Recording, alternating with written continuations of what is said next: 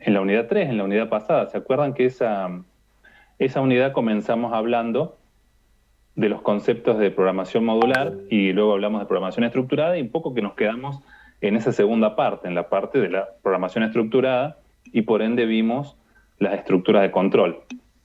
Pero acá como que volvemos un poco al concepto ese de programación modular.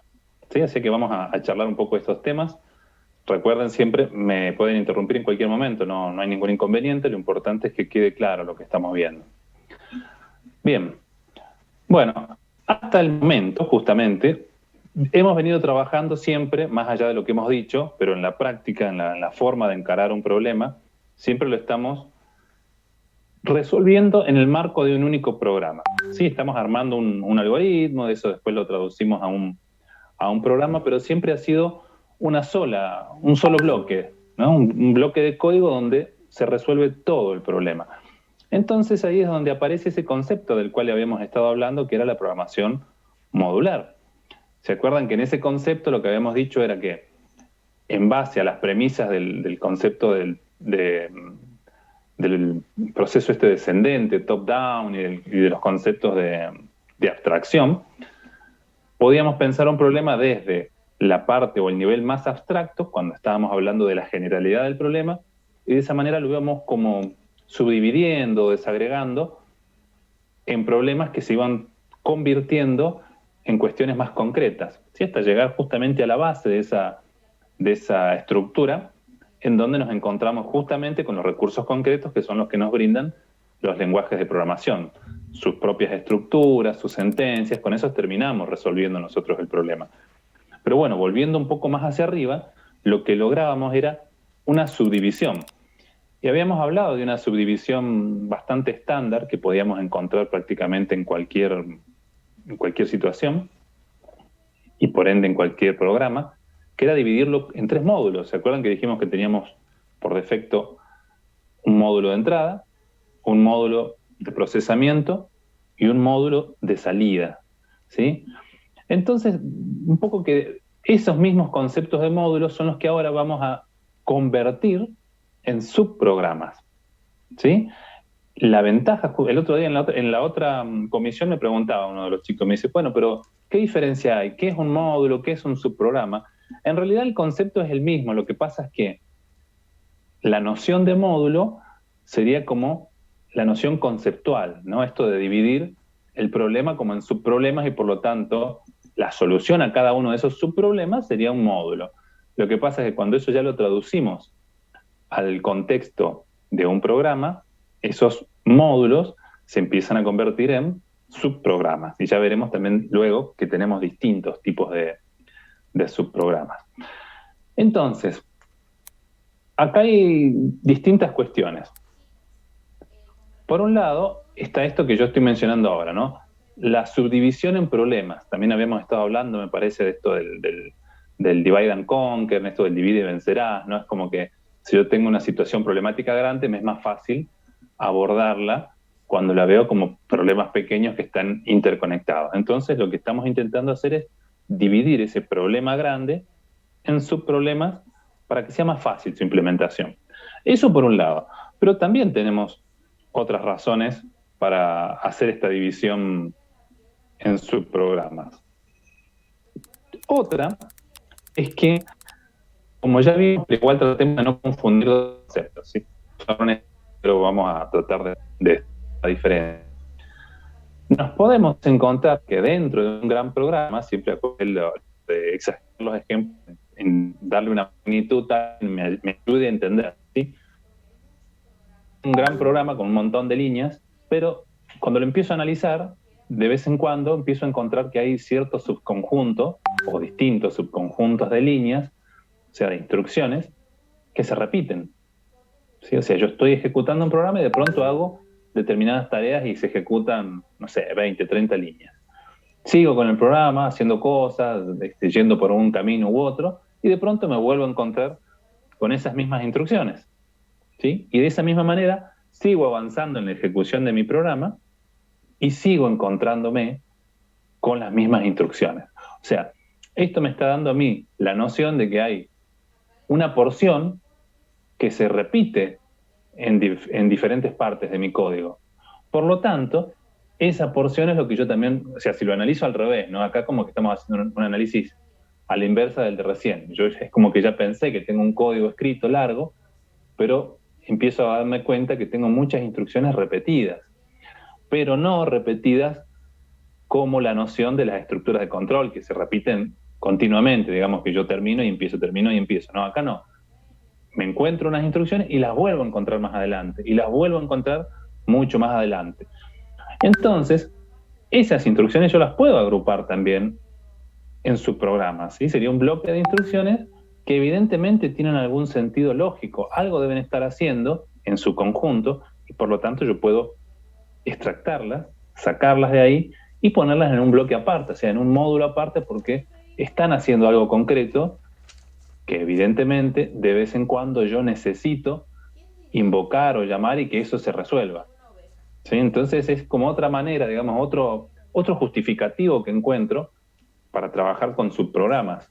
¿Sí? Es decir, evidentemente no es positivo tener todo el programa así como un solo bloque extenso y todas las miles de líneas de un código, sino que me conviene mucho más poder particionarlo, subdividirlo, y eso me va a ofrecer distintos tipos de ventajas. Vamos a ver entonces qué tipo de beneficios acarrea el trabajar con subprogramas. Primero que nada, y vinculado a esto último que estaba mencionando, nos da la capacidad de escribir menos, digamos. Mi código, mi programa es más breve, o sea, va a tener menos líneas en definitiva porque, pensando en este ejemplo que les estaba dando recién, si yo tengo, vamos a hacer un ejemplo muy tonto, muy burdo, programa con 1000 líneas y de pronto hay 100 líneas que se repiten, no sé, 5 veces en todo el programa, o sea, evidentemente ahí tengo 500 líneas que las puedo reducir solo a 100, porque si yo lo escribo una sola vez, cada vez que yo necesite hacer eso, llamaré al subprograma, ¿sí? Trazando una analogía, la noción de un subprograma es como si fuese algo o alguien en el marco del programa en ejecución que hace alguna tarea por encargo, digamos, del programa principal o de otro, ¿sí? O sea, es como que un programa delega ciertas acciones en otro, ¿sí? Este se encarga de hacer eso y después le devuelve el control. Y evidentemente, junto con la devolución del control, le está devolviendo también normalmente, a veces puede ser que no, pero normalmente también le devuelve resultados que el programa sigue procesando. Entonces, bueno, volviendo sin irme por las ramas, a este primer punto, decía que un beneficio es la menor escritura, porque ahora empiezo a tener un código más sucinto, ¿no? Más breve, más corto, porque me estoy ahorrando la reiteración de escribir muchas veces lo mismo. Sí, si ya lo hice, ¿para qué lo voy a volver a escribir en varias partes del programa si yo puedo separarlo y llamar a ese bloque cada vez que lo necesite? Todo esto un poco se relaciona a cada punto, porque el segundo, que dice mayor claridad en la lectura, también. Y acá lo podemos relacionar con este concepto de la abstracción. Vamos a retrotraernos con la imaginación a aquellos primeros ejemplos que habíamos dado cuando hacíamos estos algoritmos de cambiar un foco, de cambiar las pilas. Y en esos casos habíamos planteado algunas situaciones que podían ser discutibles, no es el foco donde quiero poner ahora, pero sin esa noción, de que dependiendo cómo estaba escrito ese algoritmo, algunas de las instrucciones podrían ser como muy generales, ¿sí? Por ejemplo, esa cuando decíamos conseguir, no sé, pilas de repuesto, o para el caso del foco, conseguir el foco de repuesto. Y alguno planteaba, y bueno, pero conseguir las pilas o el foco puede ser que en realidad no es una acción simple, sino que eso involucra tener que salir, ir a comprarlas, conseguir el dinero, o sea, podía ser que eso se extendiese en una mayor cantidad de acciones, ¿sí? Entonces, bueno, lo que quiero decir, recordando ese ejemplo, es que en ese algoritmo, que si bien era coloquial y habíamos escrito, tener una instrucción que diga conseguir pilas de repuesto, foco de repuesto, lo que sea, es bastante abstracto y general. Por lo tanto, cuando uno mira ese programa, es mucho más claro ver eso que si viésemos en vez de esa instrucción todas las instrucciones desdobladas, digamos, de lo que significaría hacer eso. ¿Sí? ¿Se acuerdan que habíamos dicho que se podía hacer como muy largo y confuso, o sea, involucraría muchos pasos más.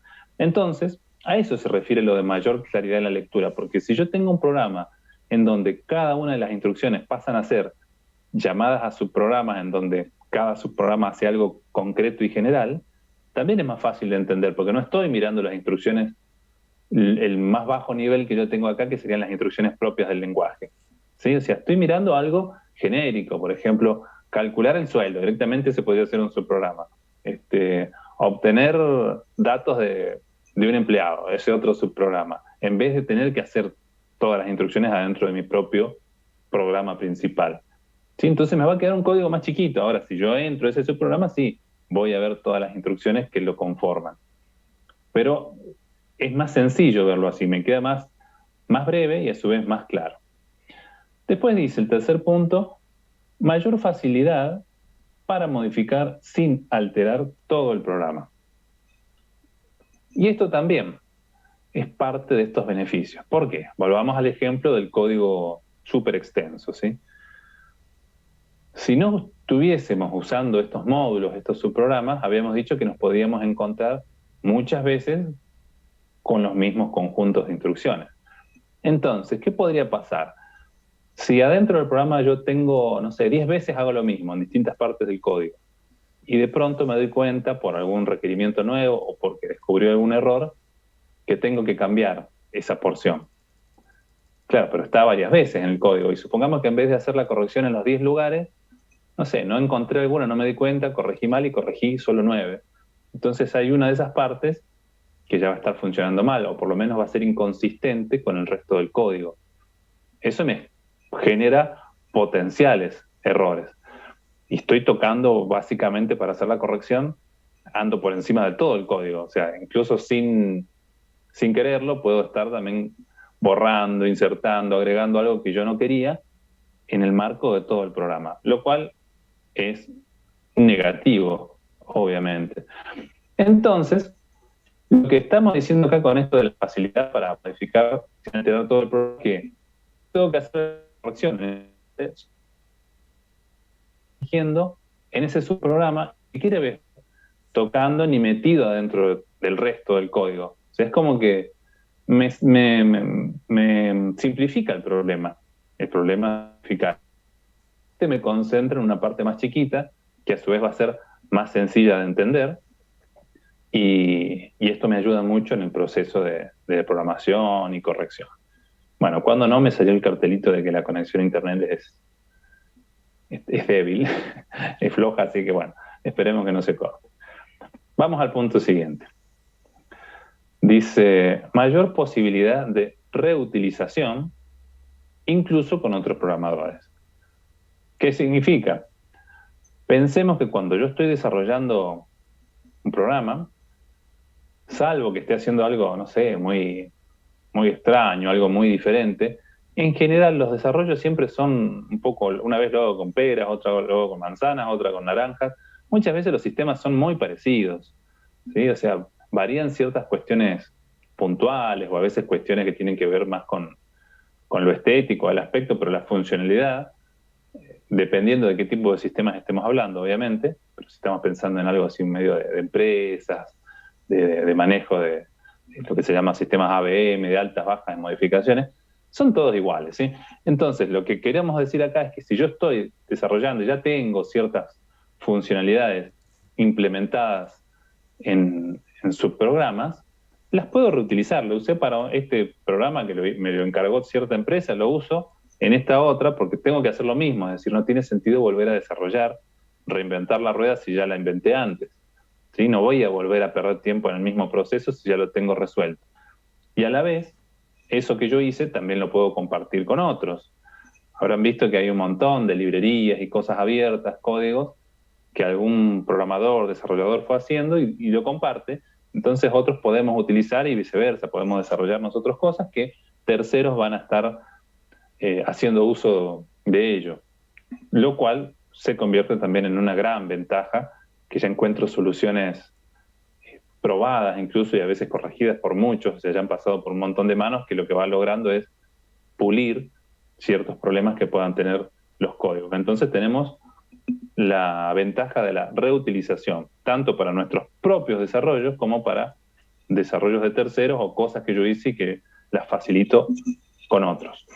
Y el último punto, de alguna manera, se parece un poquito a este, pero está enfocado desde otro punto de vista, que es la distribución de las tareas. Un ejemplo muy sencillo para ustedes que tienen que hacer un trabajo más adelante. Supongamos que en el grupo son, no sé, 6 personas y la complejidad, y de hecho no lo hacen tan así porque es muy simple lo que tienen que hacer, ¿no? Pero supongamos que tuviesen que hacer un trabajo bastante más complejo, un sistema, algo. La idea no es que en el grupo se sienten los 6 mirando así la computadora y van entre todos pensando el código, escribiendo, todos a la vez, porque es poco productivo eso. Lo lógico es hacer todo el análisis, detectar cuáles son todas estos módulos en el cual pueden dividir la solución del problema y repartírselos. Entonces, si esa modularización está bien pensada, está bien analizada, bien diseñado, se lo pueden repartir, cada uno implementa, supongamos que le toquen 1 o 2 módulos a cada uno, luego traen sus implementaciones y eso se ensambla, digamos, ¿no? Se lo pone en el mismo sistema y si estuvo bien pensado, no deberían haber mayores inconvenientes en lograr esa unión. Si no estuvo bien pensado, bueno, se les puede complicar un poco la tarea, pero eso es otro cantar, ¿sí? La idea es que acá lo que logramos es trabajar cada uno enfocado en un problema más chiquito, ni siquiera van a tener la necesidad de estar pensando en todo el problema, sino simplemente en la resolución de esos módulos particulares, cuya programación va a ser más breve, porque son tareas puntuales, y los libera del peso de tener que estar resolviendo todo el código completo, ¿sí? O sea que nos mejora el uso de sus programas un montón de aspectos a la hora de realizar un desarrollo. Bien, avanzo. Vamos a ver un esquema gráfico. Hasta el momento, nosotros lo que estábamos haciendo era, siempre pensando en esta noción de pseudocódigo que usamos en la materia, teníamos como si fuese este bloque blanco, el de afuera nada más, ¿no? En este caso se llama 1, definíamos un conjunto de variables, ¿sí? Los recursos donde vamos a estar gestionando los datos, y que habíamos dicho que eran lugares de la memoria, y después aparecía la famosa palabra inicio, donde empezaban todas nuestras instrucciones hasta llegar al fin programa, que es donde termina nuestro código. Bien, en ese caso, como les decía hace un ratito, lo que estábamos haciendo era escribir un único módulo. ¿Sí? Era nuestro programa de un solo bloque grande donde estaban todas las instrucciones y ahí se resolvía todo. Lo cual no está mal, ¿sí? Pero en la medida en que la complejidad del problema que está resolviendo ese problema dentro del mismo código, más vale separarlo. Entonces, en este esquema gráfico aparece un cierto subconjunto de subprogramas. ¿Recuerdan lo que habíamos hecho? Bueno, claro, en la unidad pasada, que era un esquema jerárquico donde aparecía un bloque. A ver qué dice Lautaro, que sí, se trabó y no sé si a todos, porque a mí me sale 2x3 el cartelito del internet inestable. No sé exactamente desde dónde se cortó, pero bueno, repito un poquito lo que decía recién. Estaba comentando que sí, se nos debe estar trabando a todos. Alguno debe estar mirando películas por ahí, nos está complicando la vida. Bien, decía que nosotros, hasta el momento, estábamos trabajando en un solo bloque, que si lo queremos imaginar como algo gráfico sería este bloque blanco. Todo nuestro programa principal, o nuestro único programa, estaba metido ahí. Pero entonces les recordé lo que habíamos visto en la unidad pasada cuando mencionamos el concepto de programación modular, que eso los mostré en un par de ejemplos gráficos como una jerarquía, ¿sí? Que teníamos un cuadradito arriba, un rectángulo mejor dicho, que se iba subdividiendo. Y dependiendo de la complejidad que tuviese cada uno de esos módulos que colgaban de ese módulo principal, podían seguir subdividiendo hacia abajo, ¿no? Y hacia abajo íbamos llegando cada vez a cosas más concretas. Bueno, acá tenemos justamente esa misma noción. Podemos pensar que el programa 1 es como nuestro programa principal, el programa que va a coordinar todo, ¿sí? Siempre necesitamos algo que coordine todo el conjunto. Debajo, inmediatamente por debajo de ese programa 1, nos encontramos este subprograma 2 y este subprograma 4. O sea, los dos, el 2 y el 4 están al mismo nivel. Son los dos que cuelgan del programa principal. ¿Sí? Y a su vez, en este ejemplo, el subprograma 2 vuelve a tener... Lo pongo en silencio porque alguien prendió el micrófono y está entrando una conversación de carácter hogareño privada.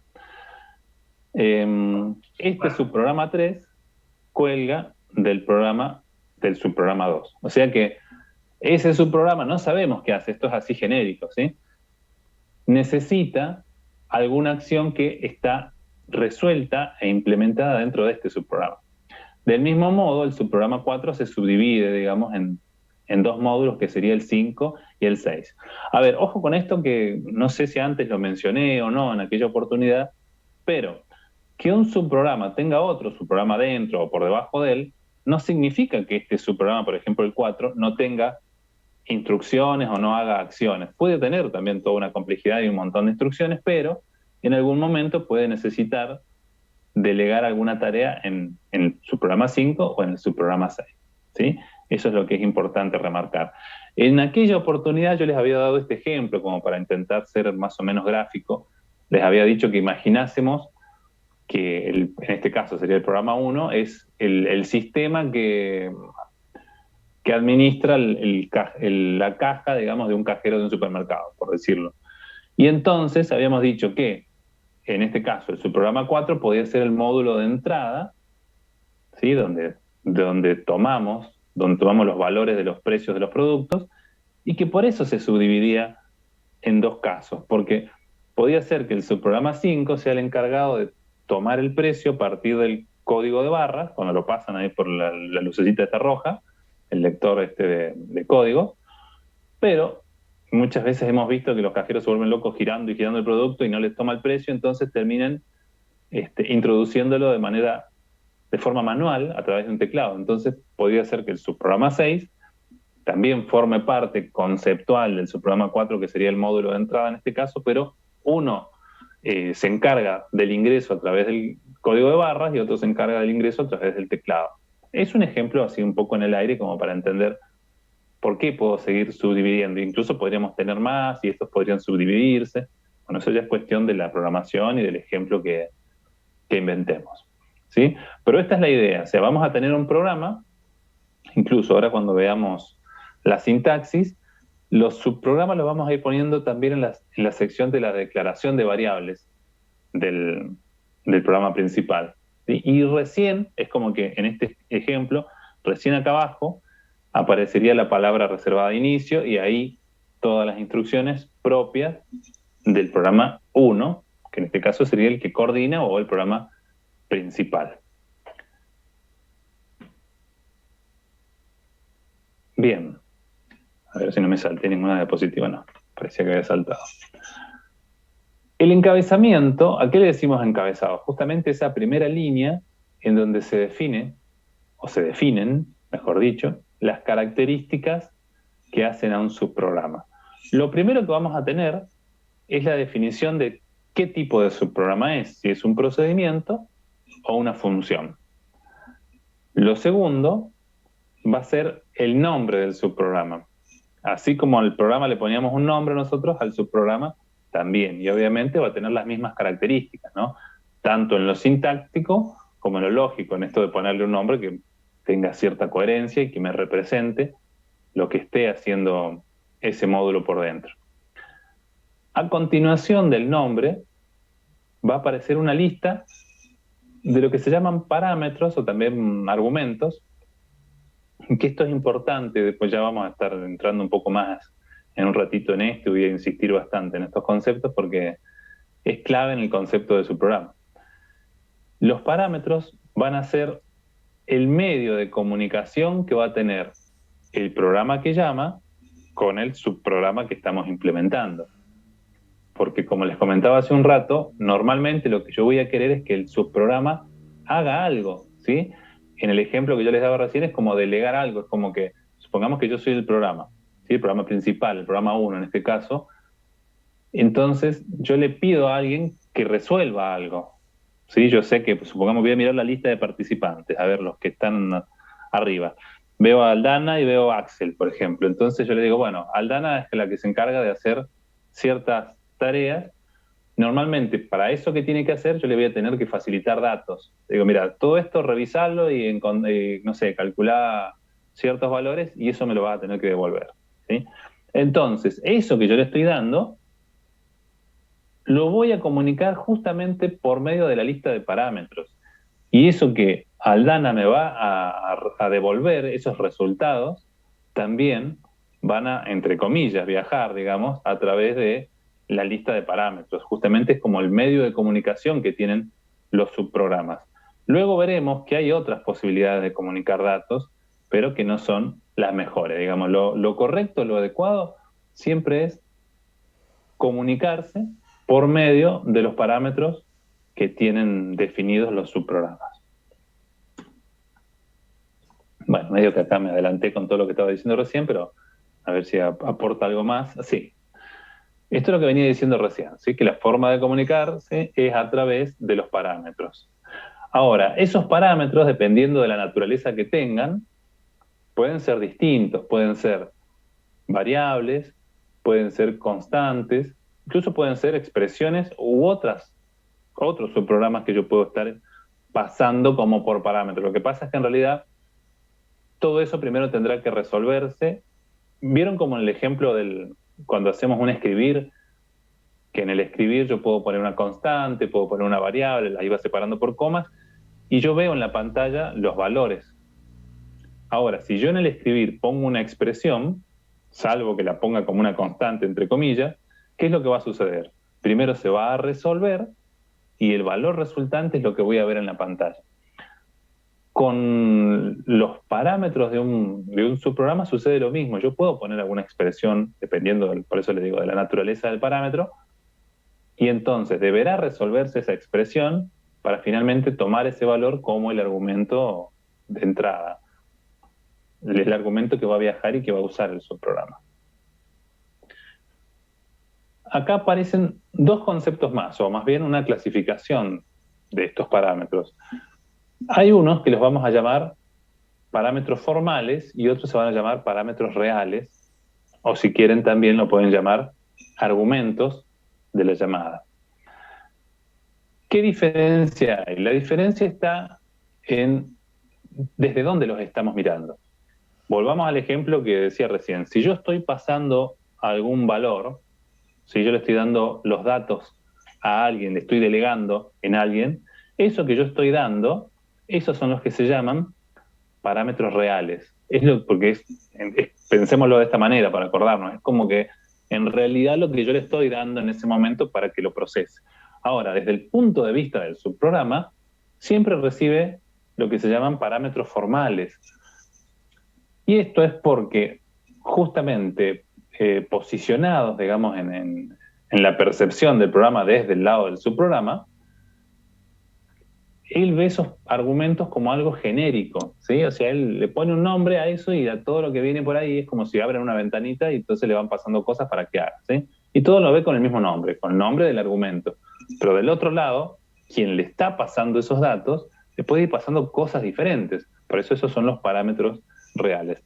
Luego lo vamos a ver con algún ejemplo, voy a tratar de ser un poco más claro con este concepto. Lo que pasa es que así a la distancia y virtual es como medio complicado, porque a veces yo estas cosas en las clases las explico por ahí valiéndome mucho de los gestos, ¿no? Parezco un mimo después, pero se entiende creo que un poco mejor y acá es un poco más difícil. Pero bueno, avancemos. Si tienen dudas, igual me van preguntando y yo Profe, vuelvo. Sí, una pregunta. Por lo menos sé que en Java se puede, pero si yo pongo ingreso el valor, o sea, le pido que en vez de crear una variable, el valor que ingrese por teclado del usuario directamente lo ingresa en el parámetro, en la función. No sé si me explico. ¿Se en podría? la llamada del programa decís vos. Sí. Directamente que el valor que se ingrese lo pida dentro de la función. O sea, no dentro del paréntesis de los valores que se pasan. ¿Se puede? Sí, igual, a ver si estoy entendiendo bien lo que me estás diciendo. Es decir, creo que te estás refiriendo a que cuando ejecutamos el programa, viste que nosotros acá, ¿qué estábamos haciendo? Interactuábamos con el usuario haciendo uso de las operaciones de lectura-escritura. Yo creo que lo que vos me estás diciendo es que cuando ejecuto el programa, en la línea de comandos le puedo pasar argumentos, o sea, le puedo pasar valores. No sé, ¿a eso te referís? Sí, el valor que sí, en vez de pasar una variable con el valor ya cargado, directamente que lo escriba en el pasaje. Sí, eso se puede, pero de todas maneras, ese ejemplo que vos estás dando que es válido y se puede hacer en C, no en nuestro pseudocódigo, no, porque no lo tenemos No, contemplado en el pseudocódigo, pero sí cuando lo implementemos y lo pasemos a un lenguaje lo podés hacer. Ahora, ojo que eso que vos recibís de todas maneras también está vinculado a una variable que está definida, o sea, no la estás definiendo vos de manera explícita, pero sí está en algún lugar. sí, sí. ¿Sí? Y después, si quisieras vos, lo podés incluso redireccionar a una variable o utilizar esa variable estándar que tiene el sistema en donde te almacena por defecto todo lo que vos vas poniendo en la línea de comandos, que es al lado del nombre del programa. ¿Sí? Pero sí, no es válido, pero por ahí es como otra vertiente, por ahí no tiene directamente relación con lo que estoy comentando ahora. Lo que yo estoy diciendo ahora es el pasaje de parámetros, pero adentro del propio programa. Cuando vos definís otros módulos y necesitas comunicar datos entre una parte de tu programa y otra parte. Sí o sí vas a tener que hacerlo mediante lo que se llaman parámetros. Y lo que estaba definiendo recién es que dependiendo de dónde lo estoy mirando esto yo, los voy a llamar parámetros reales o los voy a llamar parámetros formales. ¿Sí? Ahora en un ratito cuando hagamos algún ejemplo, no sé si lo vamos a alcanzar hoy, pero si no, o lo hacemos hoy o el jueves, pero ya lo vamos a ver. Con un poco de suerte eso nos va a ayudar a entender un poco mejor la noción. Bien. De todas maneras, todo esto que voy diciendo es como que voy y vengo, ¿no? O sea, 2x3 nos vamos a ir encontrando otra vez con los mismos conceptos, así que los vamos a ir revisando. La clasificación que habíamos dicho de subprogramas es, por un lado, procedimientos y por el otro lado, funciones.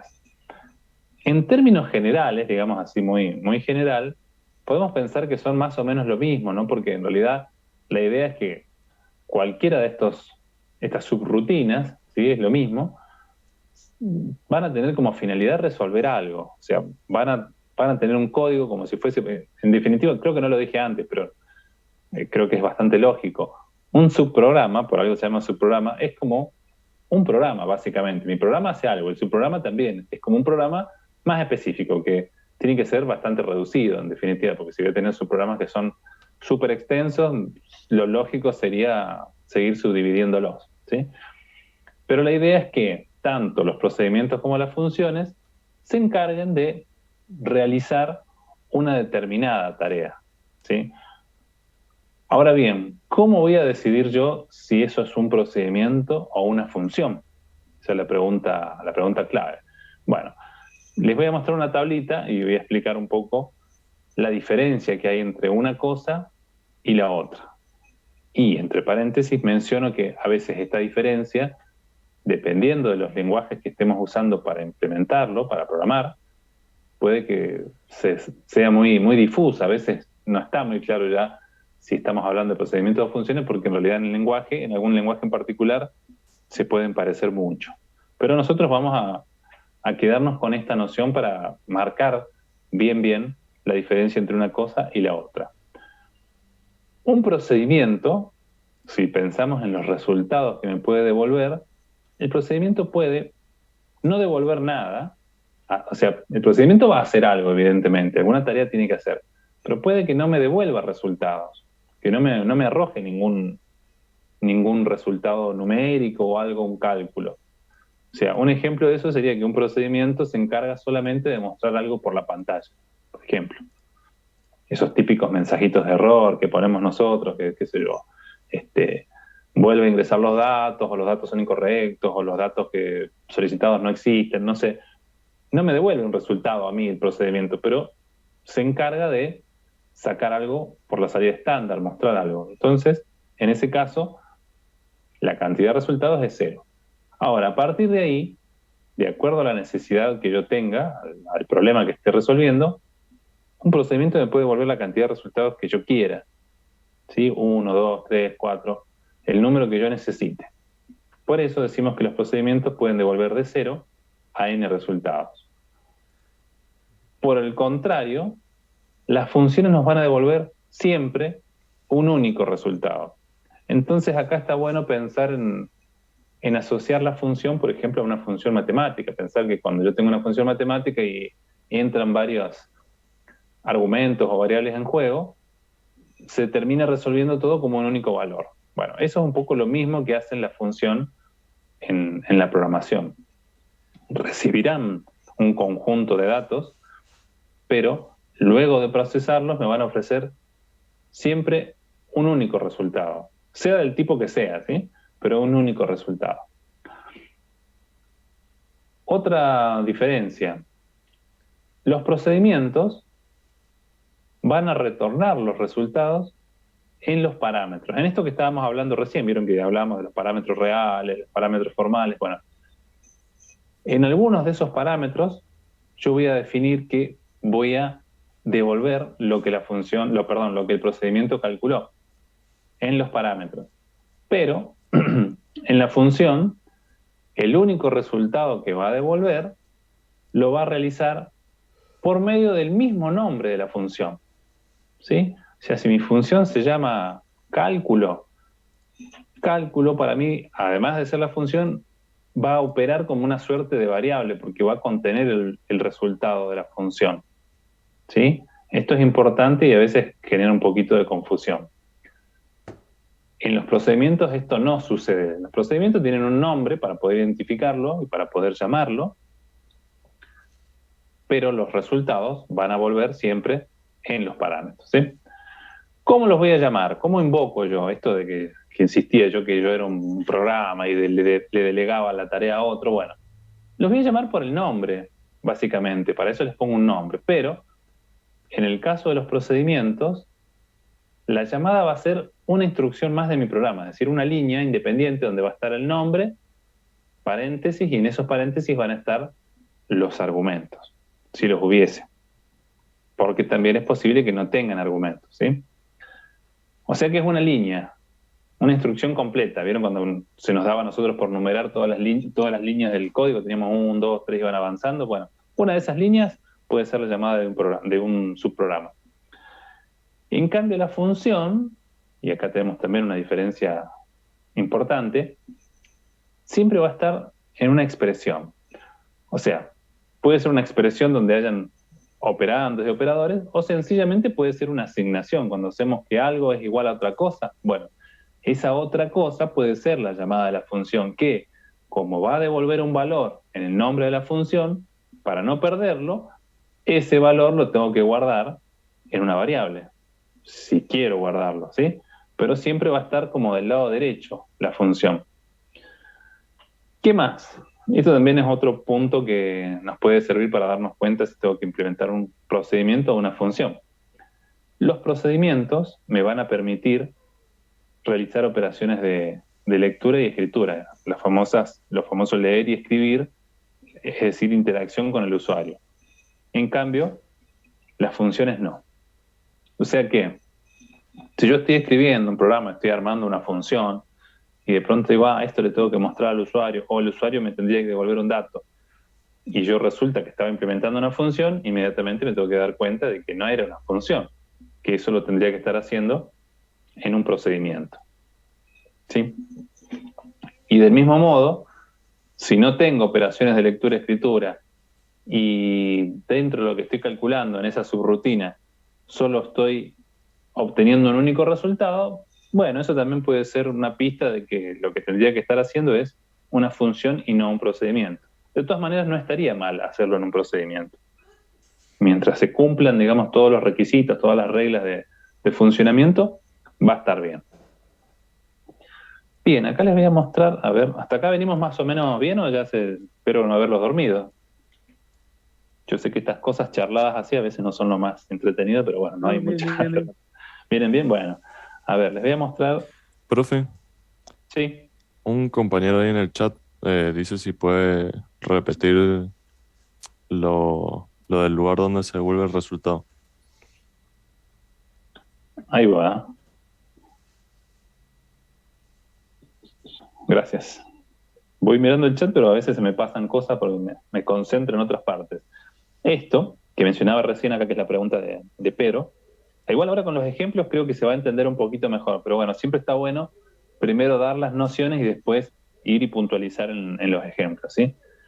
Vieron que hace un rato yo hablé de los parámetros, dije que la forma de comunicación que tenía un programa con un subprograma, sea lo que fuese, de manera genérica, era mediante los parámetros, ¿sí? Que los parámetros van a ser algo que vamos a definir, que va a ir entre paréntesis, una cosa parecida a las variables, en definitiva, ¿sí?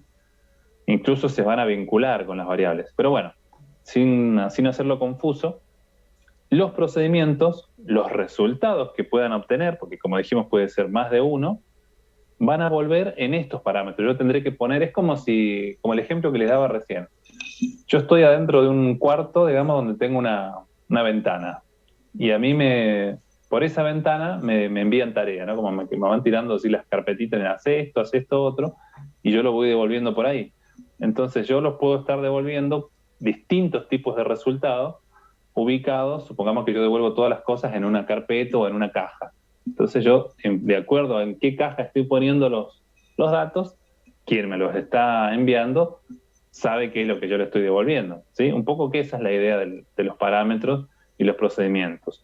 En cambio, en la función, pensando que es justamente como una función matemática, habíamos dicho, va a devolver un único resultado y no lo va a hacer a través de los parámetros, porque no puede hacerlo por los parámetros, ¿sí? Lo va a hacer colocando el resultado justamente en el nombre de la función. ¿Cómo lo pongo? Porque es una frase que suena rara eso de poner los resultados en el nombre.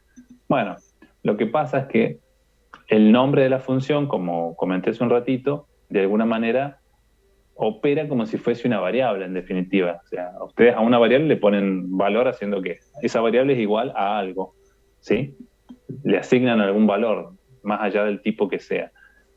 Con la función va a suceder lo mismo. Adentro del cuerpo de la función haré todo el procesamiento necesario, o sea, todas las instrucciones que deba colocar ahí para poder hacer el cálculo, y en algún determinado momento tendré que asignar ese valor que encontré al nombre de la función para que cuando la función termine, el programa que la llamó se quede con ese resultado. Esa es la idea de la devolución de los resultados. Entonces, a ver, vamos a hacer acá nos vamos a saltar a otra cosa, pero también para entender un poquito esto. De nada, Pedro. A ver, fíjense acá. Imaginemos esto como bueno, le cambié de nombre acá, pero es lo mismo, ¿sí? Recién yo tenía un programa que se llamaba 1, ahora tengo un programa que se llama A. Y este sería lo que veníamos haciendo nosotros hasta ahora, todo un programa. Pero resulta, estos puntitos harían las veces de instrucciones. No importa qué hace el programa, es una forma genérica de comportamiento. Yo tengo instrucciones, hace algo. De pronto, hay una llamada a este B que está acá, es el nombre genérico, puse unos nombres muy sencillos, muy breves mis nombres, pero bueno, es para un ejemplo nada más. Esto significa que estoy llamando a un subprograma B, ¿sí? ¿Qué es lo que pasa en ese momento? Cuando yo llamo al subprograma B, lo que sucede es que se pasa el control a ese código, al código que resuelve el subprograma B. Y acá voy a hacer una pausa para...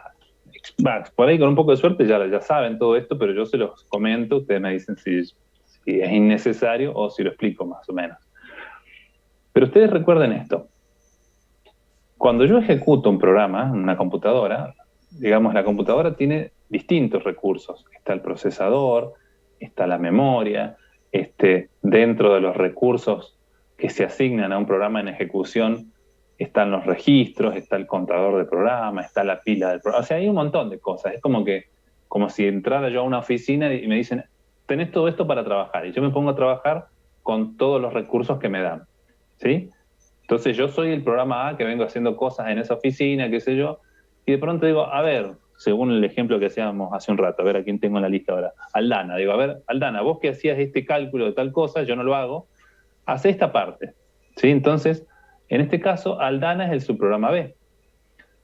Yo lo que estoy haciendo es cederle el control y yo, en ese momento, me quedo en pausa. Es como que yo cruzo los brazos y quedo congelado, porque yo no puedo hacer nada más, porque ahora el recurso es como que yo me guardo por un rato y todos esos recursos que yo contaba recién son tomados por el subprograma B, en este caso por Aldana. Se sienta en la oficina y dice, ah, esto lo hago yo, y se pone, y empieza a trabajar Aldana, ¿no?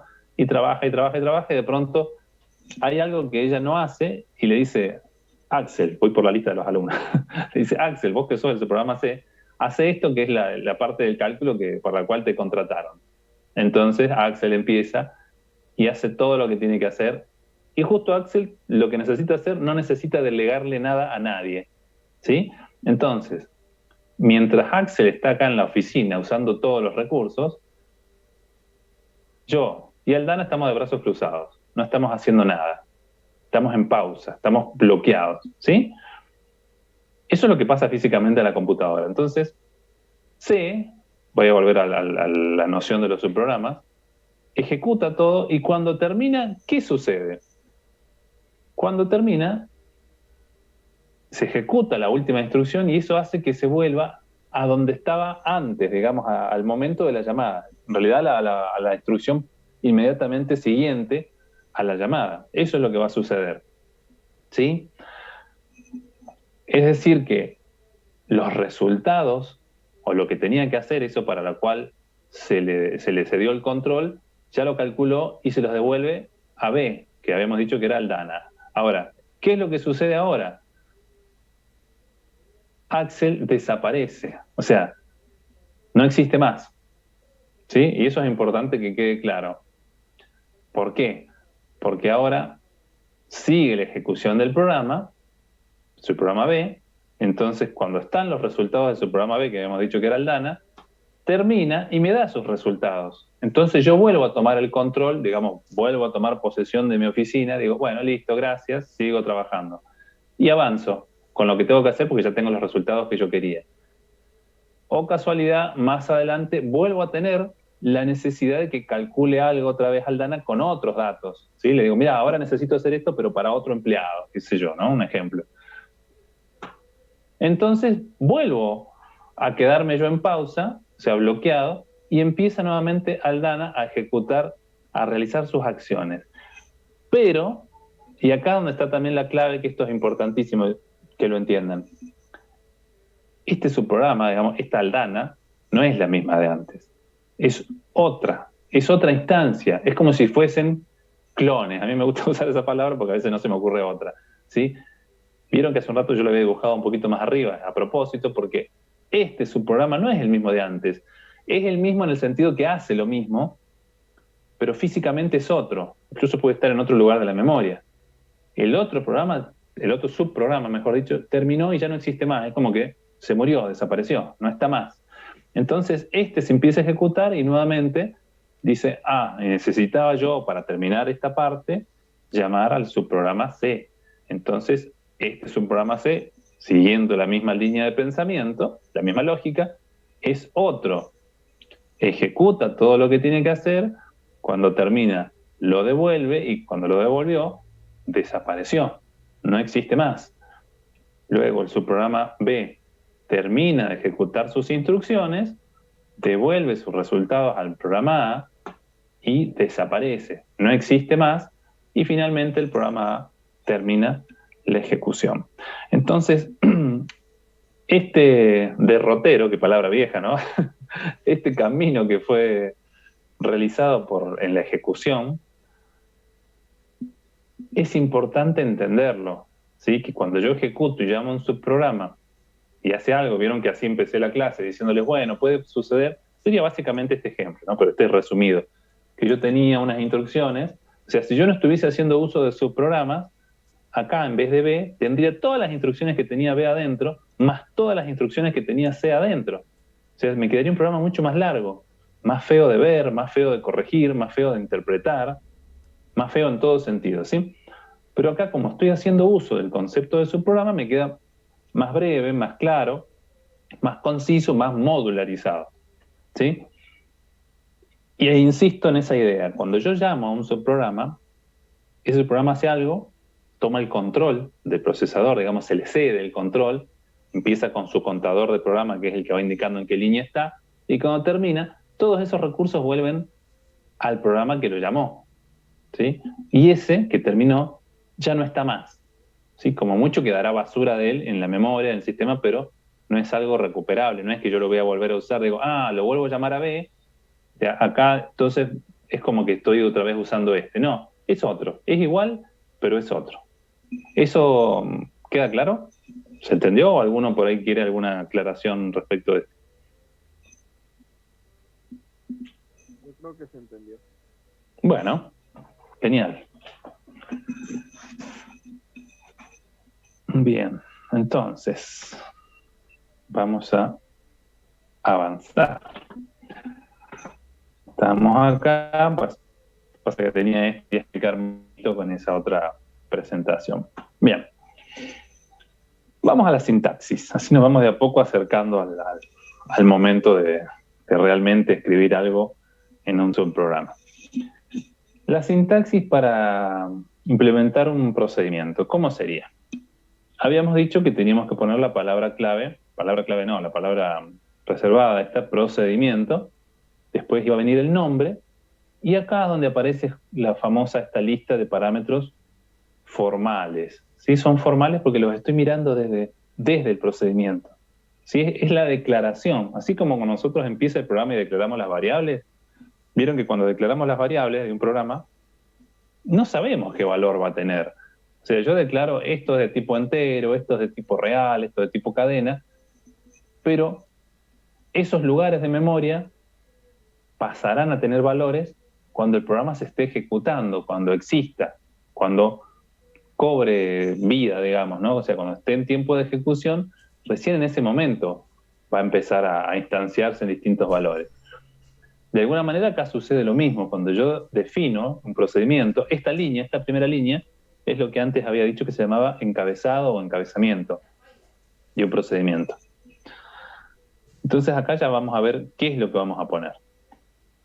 Al igual que en el programa, también voy a tener una sección de variables y las llego a necesitar. Hay muchas circunstancias en donde no hace falta usar variables, pero si las necesito, la declaro igual que en el programa principal. Después aparece la palabra inicio, como en el programa principal, y acá viene todo el código del subprograma. ¿Con qué palabra termino? Con fin procedimiento. A partir de esto yo ya sé que ahí termina este bloque. Todas las instrucciones van a estar metidas acá adentro. Entonces, a ver si me olvido de algo. Bueno, el nombre, obviamente, sigue las mismas reglas que cuando definimos el programa o cuando definimos las variables. Exactamente igual. O sea, no podemos dejar espacios en blanco, no podemos empezar con un número o con símbolos raros.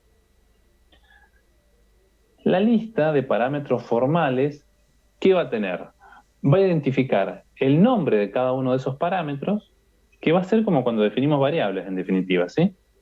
Pero que van a tener otra finalidad, en definitiva. Las puedo usar tal cual como una variable, pero yo sé que eso que estoy usando ahí en realidad es algo que a mí me está comunicando con el programa que me está llamando, ¿sí? Y por lo tanto, como son como variables, van a tener un nombre y van a tener un tipo. Tengo que especificar si son enteros, si son reales, si son lógicas, ¿sí? Bien, ya lo de las variables lo dijimos, lo de las acciones lo dijimos, el fin procedimiento lo dijimos. O sea, acá lo importante es recordar esto, que cuando yo defino la lista de parámetros formales, tendré que ir listando justamente nombre, 2 puntos, tipo, coma, nombre, 2 puntos, tipo, así, para cada uno de los argumentos o los parámetros que yo necesite. ¿Cómo voy a invocar, cómo voy a llamar yo a un procedimiento? Por su nombre. Directamente es una línea más, supongamos que acá está todo el programa, como en el ejemplito de recién del programa A, B y C, están todas las instrucciones y cuando yo quiero llamar, invocar a ese subprograma, pongo el nombre que tenga y entre paréntesis Fíjense que acá dice lista de parámetros reales. O sea, acá yo voy a poner lo que yo quiero transmitir mediante esos parámetros formales que había definido en la diapositiva anterior, ¿sí? Cuando estoy desde el lado de adentro del subprograma.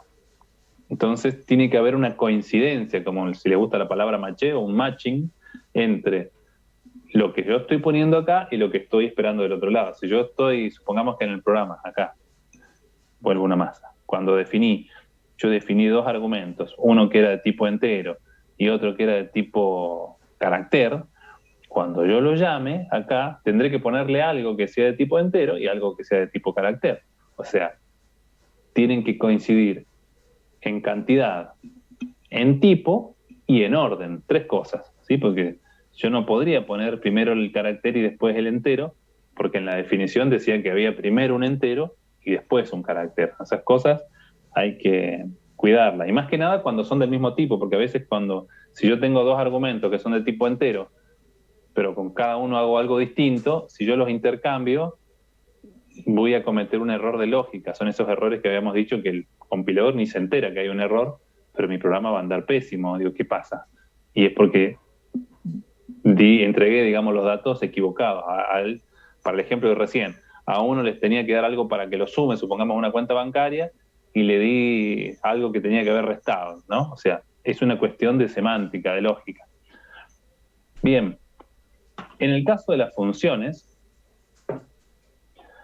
la sintaxis es muy parecida. Esperen que está entrando alguien.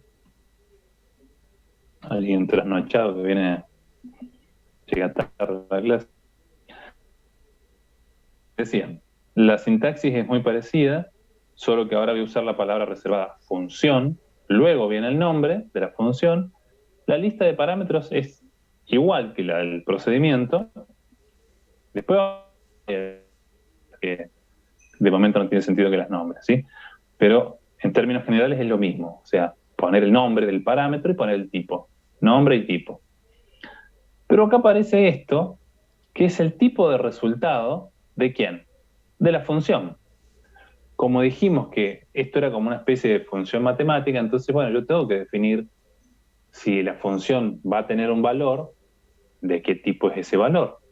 Entonces, este tipo de resultado es la definición vinculada justamente al nombre de la función. Igual que en el caso anterior, tenemos una sección para declarar variables, si es que las necesitásemos, y acá empieza nuestro programa. En vez de utilizar fin procedimiento, las funciones las vamos a terminar con la palabra retorno. Pero antes hay una llamada acá, una asignación, que es lo que no se nos tiene que olvidar.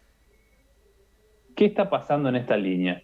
Este es el nombre de la función nombre, ¿sí? Entonces, como había dicho hace un rato, el resultado final que va a ofrecernos esta función lo tenemos que entregar en su nombre, o sea, en el propio nombre de la función. Por lo tanto, como habíamos dicho que el nombre de la función no deja de ser otra cosa más que algo como una variable, antes de que termine, yo tendría que asignarle el valor final al propio nombre de la función. ¿Sí? Eso es importante y es una característica de las funciones. Después vamos a mirar unos ejemplitos a ver si se entiende, si se ve un poco más clara la idea. Bien, a ver si de acá lo dije todo. Sí, no me olvido nada. No. Lo único, a diferencia de los procedimientos, cuando queramos llamar, cuando queramos hacer uso de una función, dijimos que no lo podíamos poner en una línea aparte. La llamada a la función no puede ser igual al procedimiento. El procedimiento sí lo podemos poner como una instrucción cualquiera en mi programa. La función, si bien su sintaxis es parecida, vamos a poner el nombre de la función y entre paréntesis la lista de los parámetros reales, porque es la llamada. ¿Dónde podemos meter esto? En una expresión, en la parte derecha de una asignación, o como dije hace un ratito, puede ser también incluso parte de la lista de argumentos de otra llamada a otra función, o podría estar como un ejemplo en la misma llamada de escritura. Yo quiero mostrar el resultado de la función, puedo tener dos opciones. O el resultado lo guardo en una variable y luego escribo esa variable en la pantalla, o directamente llamo a la función escribir y escribo la llamada de la función que una vez que se resuelva me va a ofrecer el valor resultante y lo voy a ver en la pantalla. Sí, son dos alternativas. ¿Sí? El resultado va a ser exactamente el mismo, pero son dos opciones que tengo para poder mostrar. Bien. ¿Hasta acá venimos?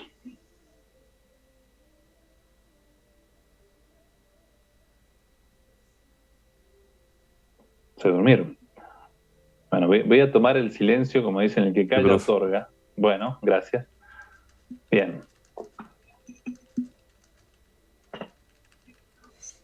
Ahora entonces vamos a entrar más al concepto de los parámetros. Ya sabemos qué son, ya sabemos para qué sirven, pero ahora vamos a ver ciertas características que tienen los parámetros.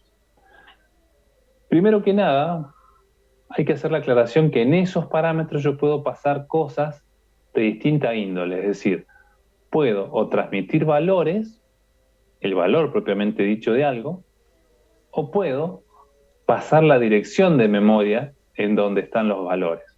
¿Sí?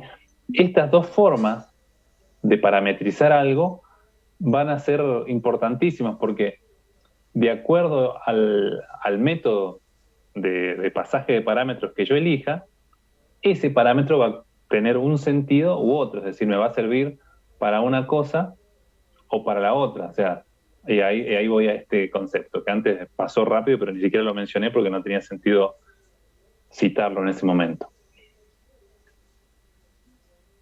Los parámetros que va a recibir un subprograma pueden estar en distintas categorías o distinta clase. Puedo encontrarme por un lado los que se llaman parámetros de entrada. Yo estoy acá, imaginémonos que estoy parado adentro del subprograma, sin importar qué es lo que hace. Entonces, si yo soy un subprograma y necesito datos para hacer algo, para procesar, esos datos van a llegar a mí a través de los parámetros. ¿Sí? Eso es lo que ya venía diciendo hace un ratito. Ahora, si yo estoy recibiendo datos por unos parámetros, eso significa que esos son parámetros de entrada, porque está entrando información. ¿Sí? Es como cuando le pedíamos al usuario, vieron que, o incluso el concepto de programa que dijimos que tenemos el módulo de entrada, proceso y salida. Entrada, el primer módulo era porque yo recibo datos del mundo exterior a la computadora, ¿no? Entonces acá pasa algo similar. Desde el punto de vista del subprograma, el subprograma va a recibir datos desde el exterior, y el exterior va a ser el programa que le está mandando datos u otro subprograma, porque los subprogramas también se pueden comunicar entre ellos, al menos de acuerdo a ese diagrama que vimos hace un ratito del programa 1, programa 2, programa 4, que seguían teniendo otros subprogramas adentro. Entonces, parámetros de entrada son aquellos por donde yo recibo datos. Parámetros de salida van a ser aquellos parámetros en donde yo voy a colocar los resultantes, digamos, esa información que calculé, eso lo voy a poner ahí. A ver, Emiliano me preguntaba cuál de las dos opciones es más conveniente. De las dos opciones de qué, del pasaje por valor o por referencia.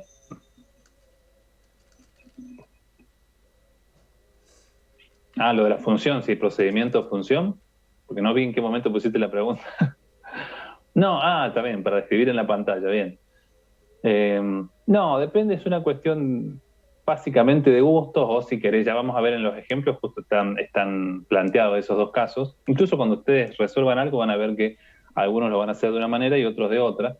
En uno de los dos casos te vas a ahorrar el uso de una variable, pero si vos necesitas almacenar ese valor para seguir procesándolo, te va a convenir igual utilizar la variable y no directamente escribir con la función adentro de la llamada de escribir. ¿Sí? Después lo vemos eso, pero está buena la pregunta. Bien, vuelvo a lo de los parámetros. Entonces dijimos, tenemos parámetros de entrada, son aquellos en donde recibo datos. ¿Sí? De nada. De salida, aquellos en donde voy a poner datos. Imaginemos el ejemplo, yo encerrado en el cuartito con una ventana en donde, si en esa ventana solamente entran datos, es mi ventana de entrada. ¿Sí? Si en otra yo voy como las casas de comida que tienen la ventanita y te ponen ahí el platito, van sacando los pedidos, bueno, ese sería parámetro de salida, porque por ahí salen los datos. Y por ejemplo, por otra ventana entran los pedidos, donde dicen ahí viene la comanda, ¿no? Entran los pedidos y por otro lado salen los platos. Entrada y salida. Pero tenemos otra opción posible, que es que el parámetro cumpla los dos roles. O sea que yo reciba datos ahí, o sea que sea de entrada, pero que a su vez yo en ese mismo parámetro lo modifique y devuelva un resultado. Entonces, en ese caso, hablamos de un parámetro de entrada-salida. ¿Sí? Vamos a intentar explicarlo. A ver. Bueno, esto de la correspondencia lo dijimos hace un ratito, que es el orden, ¿no? Que es muy importante justamente por esto, porque como cada uno de estos parámetros, supongamos que yo defino un procedimiento que tiene varios, 3, 4, 10 parámetros, claro, si yo después los confundo, los mezclo y llamo mal y no coinciden el orden de la llamada real con el parámetro formal, puedo hacer una macana grande, ¿sí? Así que es importante que haya coincidencia. Bien, entonces vamos a seguir complejizando este concepto de los parámetros y ya con esto ya llego al fin del concepto, ¿sí? Pero acá se termina de cerrar.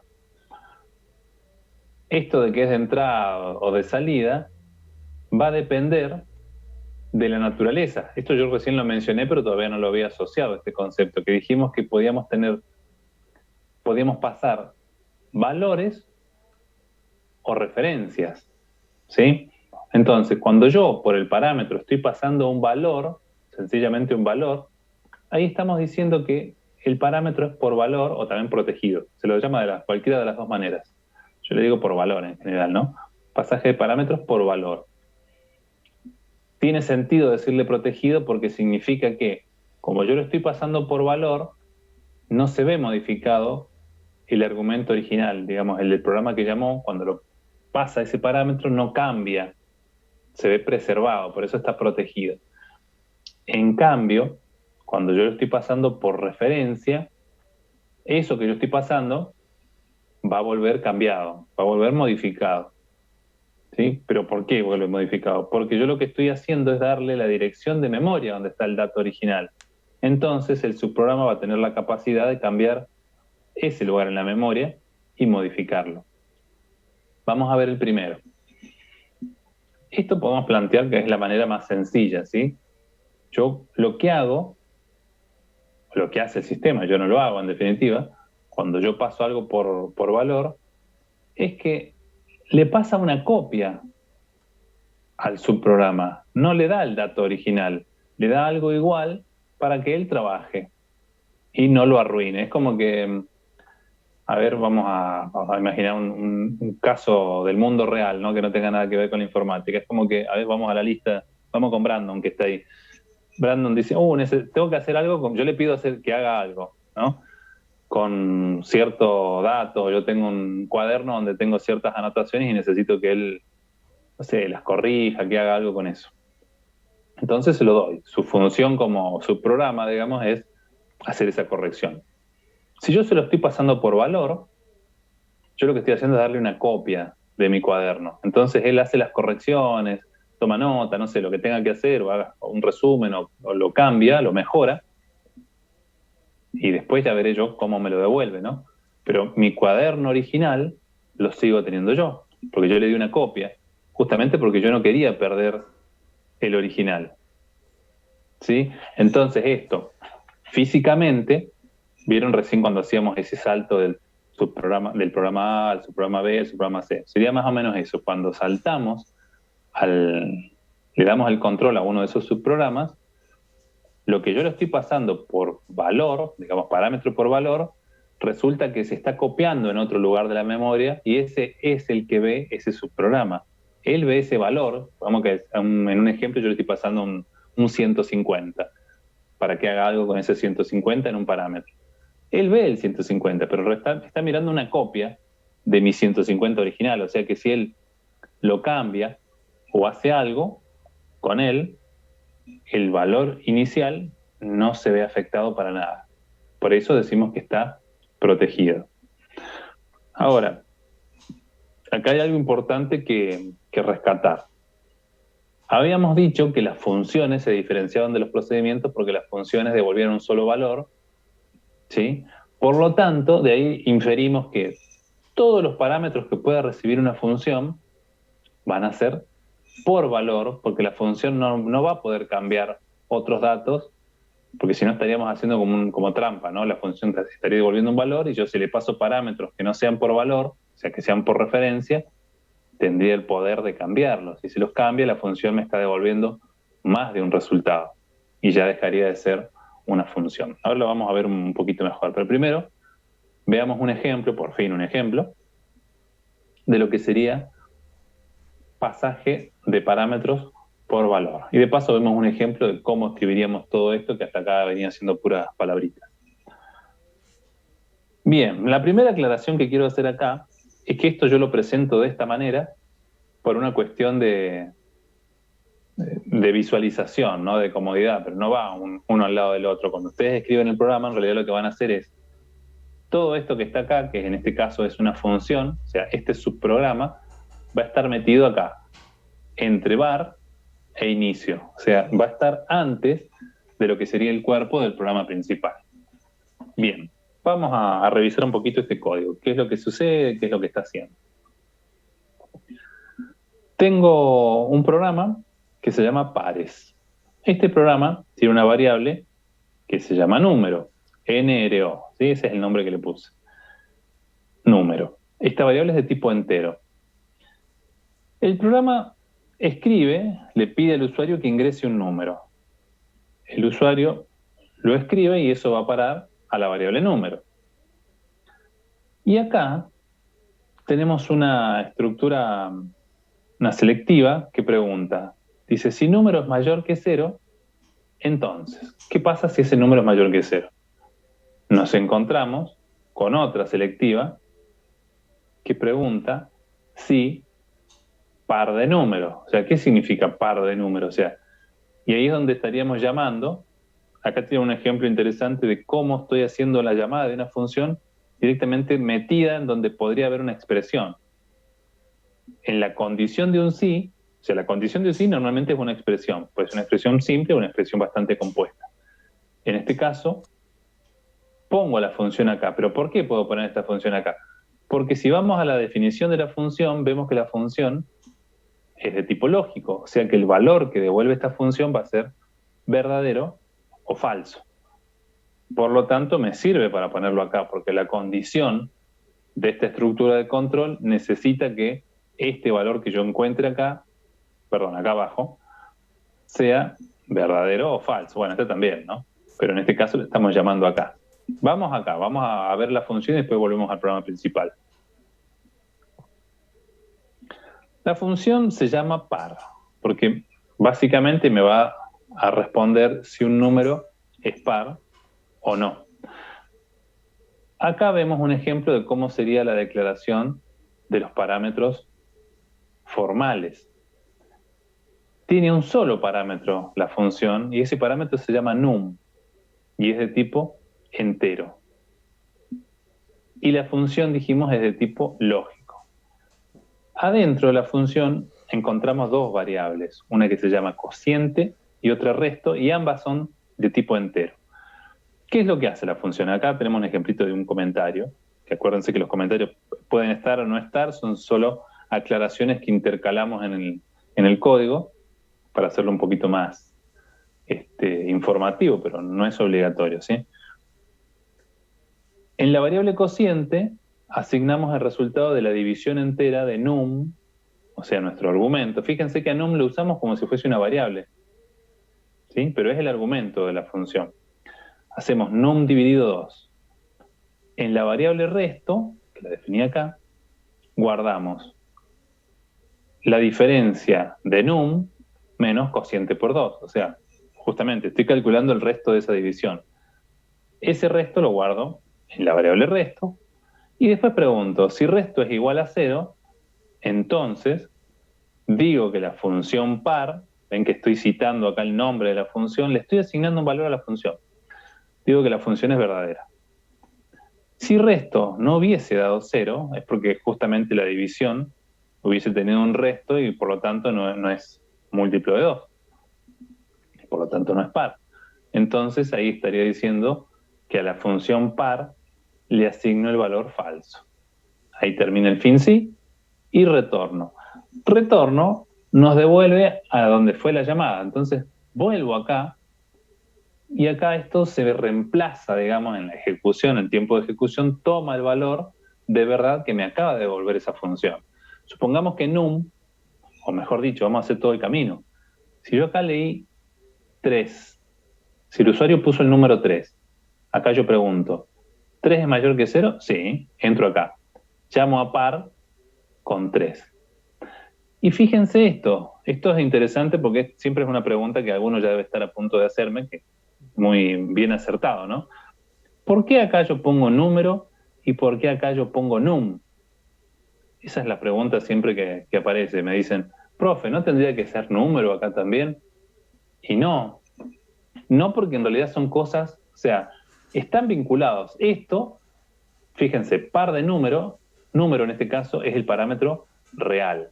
Yo le estoy poniendo ese dato a la función, estoy evaluando la función. Y número, en este ejemplo que estamos haciendo acá mentalmente, dijimos que es 3. ¿Sí? O sea que cuando la función recibe, ese 3 lo ve adentro de este argumento que se llama num. Y por lo que dijimos recién, num es una copia de número, pero está en otro lugar de la memoria. ¿Sí? Num es una copia. Entonces, cuando yo hago todas estas cuentitas, dice cociente es igual a 3 dividido 2.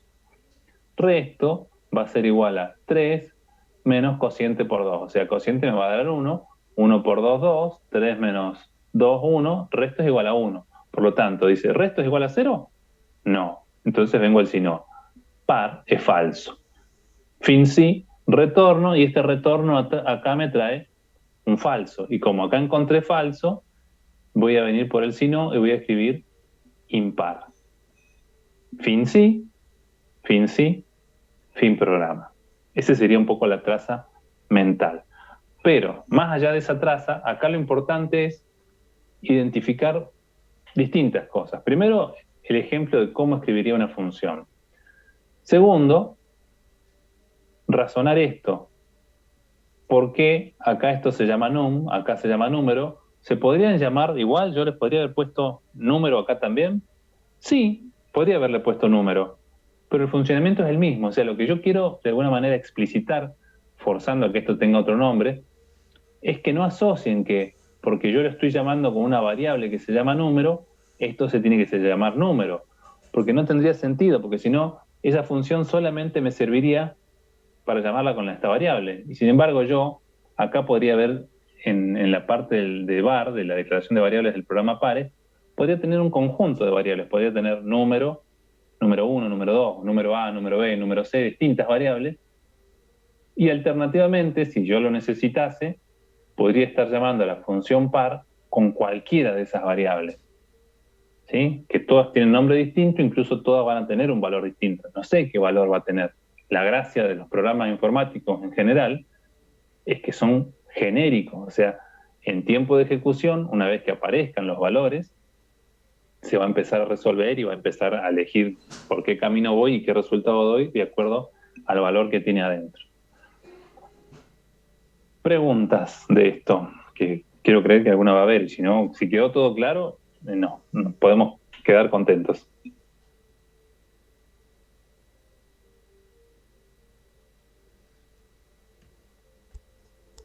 De mi parte no, profe. Bueno, el resto estará cenando.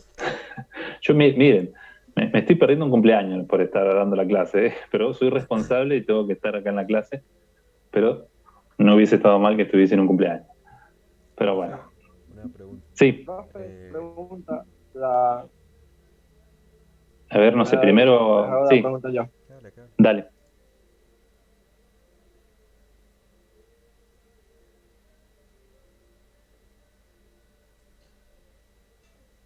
A ver, voy mirando el chat mientras ya que se callaron los dos. A ver. Marisol dice, o sea que puedo ponerlo de formas. Claro, puedes poner lo que quieras, en definitiva. O sea, porque una cosa es como, por ejemplo, el nombre de las variables del programa. ¿sí? Dijimos que uno le pone un nombre a las variables para reconocerlas, o sea, como las personas. ¿Nosotros por qué tenemos nombres? ¿Tipo de definición? Sí, pero nos ponemos nombres porque es una manera de identificar rápidamente a alguien, ¿no?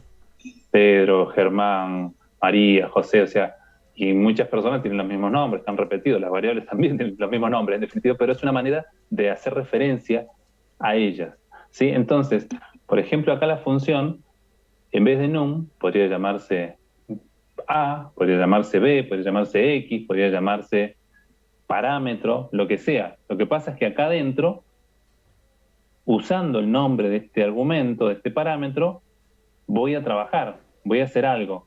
Pero en ese parámetro va a venir lo que yo ponga de este lado, va a venir el valor, el contenido de lo que esté de este lado, y lo que quiero insistir es que no necesariamente los nombres tienen que ser coincidentes. Sí, tiene que haber una coincidencia importante en esto, en el tipo de dato, ¿sí? Y si hubiese más de un parámetro, en este ejemplo hay uno solo. Hay un solo parámetro, num, que es de tipo entero, pero podrían haber más. Si hubiesen más, tengo que estar seguro de que el orden de estos parámetros coincide, el de la llamada con el de la recepción. A ver, déjenme que sigo mirando las preguntas.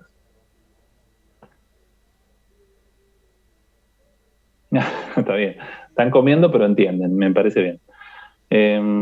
A ver, Nicolás dice, en la llamada la función, dice, no es necesario indicar el valor que debería devolver, por ejemplo. Muy linda pregunta la de Nicolás, que incluso creo que en la otra comisión que di la clase ayer, yo quería comentar eso y me olvidé, porque me pongo a hablar y explico cosas y me voy por las ramas. Buenísima esa pregunta, porque también siempre genera dudas.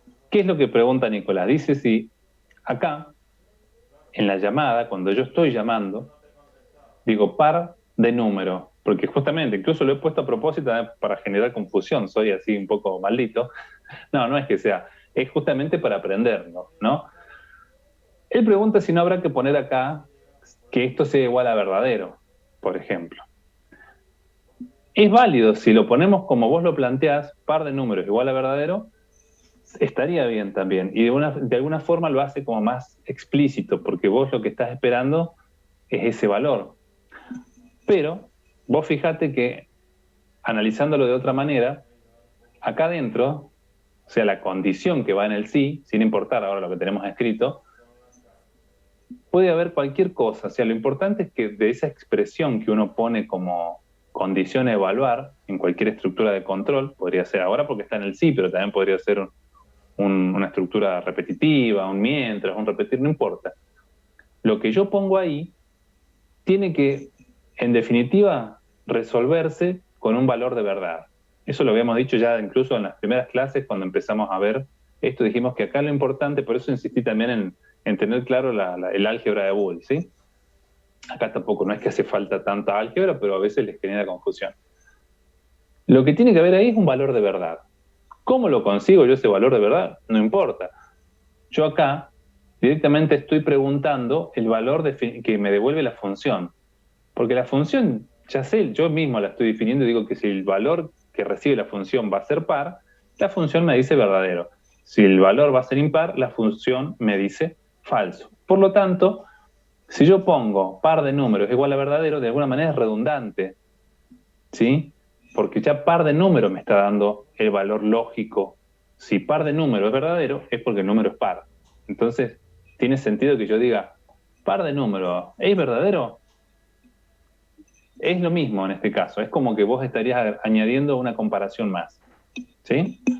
Pero no está mal, si vos lo querés poner porque te resulta más esclarecedor, más evidente lo que sucede ahí, está bien, ¿sí? O sea, no es que sea un error poner esa comparación. A ver, esperen que voy leyendo porque se me está escapando el chat, se me va para arriba. Después dice Gustavo, dice, ¿cómo sabe entonces que cuando la llamamos num, habla de la variable número del programa principal? Bien, eso es lo que decía recién. La pregunta está bien. Sé que habla de número porque, vos fijate, es la coincidencia que tiene que haber. Esta es la definición. Este dijimos que es el encabezado de la función. La función se llama par, y yo digo que par, entre paréntesis, le defino que tiene un solo argumento. El argumento yo lo llamé num, para poder trabajar con él. ¿sí? Pero cuando yo lo estoy llamando, le pongo en ese lugar donde está esperando recibir un valor, yo le pongo cualquier cosa. O sea, lo importante, incluso, miren, voy a ser más exagerado, después vuelvo al chat. Si yo acá, en vez de poner esta variable, pusiese una constante, supongamos que yo pongo par y le pongo 22. El numerito 22 lo pongo entre paréntesis. ¿Les parece que eso estará bien, estará mal, va a funcionar, no va a funcionar? ¿Qué opinan?